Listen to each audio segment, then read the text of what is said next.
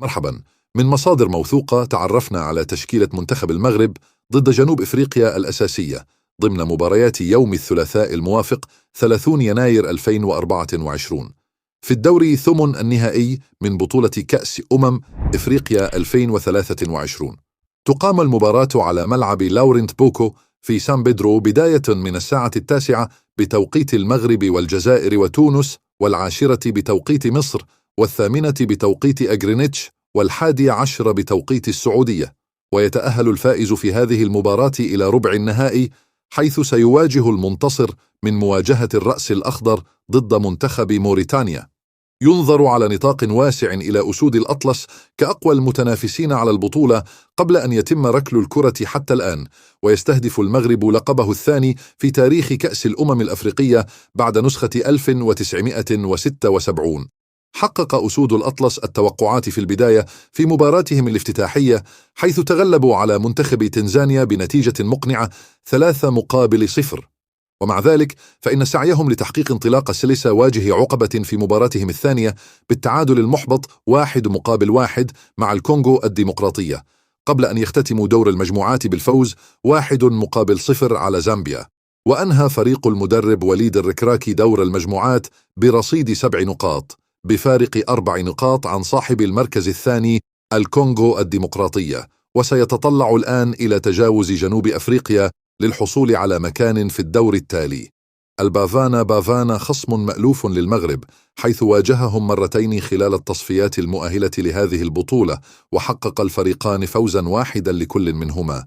أسود الأطلس الذين وصلوا إلى ربع النهائي في 2 من النسخ الثلاث الأخيرة لكأس الأفريقية باستثناء نسخة 2019 سيطلعون إلى بذل قصارى جهدهم لمطابقة أفضل أداء لهم، والذي كان رفع الكأس في عام 1976.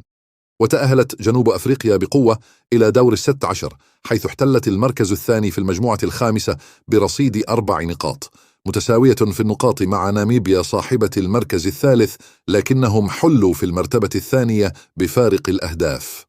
بدأ فريق هوغو بروس مشواره في كأس الأفريقية بالخسارة 2-0 أمام مالي، ومع ذلك استعادوا تألقهم بفوز مقنع 4-0 على ناميبيا، قبل أن يختتموا دور المجموعات بالتعادل السلبي مع تونس. وإليكم تشكيلات الفرق: منتخب المغرب ومنتخب جنوب إفريقيا. لم يشارك نصير مزراوي بعد في هذه البطولة، ويظل موضع شك بالنسبة للمغرب. ومع ذلك من المتوقع أن يبدأ ثنائي قلب الدفاع رومان سايس لاعبا وليفرهامبتون وأندرز السابق، ونايف أكرد لاعب و6 هام. ومن المقرر أن يعود يوسف النصيري الذي غاب عن الفوز على زامبيا إلى التشكيلة الأساسية، ويقود خط الهجوم يوم الثلاثاء، مع تسجيل غياب مؤكد لنجم الريان القطري سفيان بوفال وفقا لوليد الركراكي. بالنسبة لمنتخب جنوب إفريقيا، تحوم الشكوك حول جاهزية خوسيلو موداو وموتوبي مفالا لمباراة ربع النهائي كأس إفريقيا 2024 في الكوت ديفوار.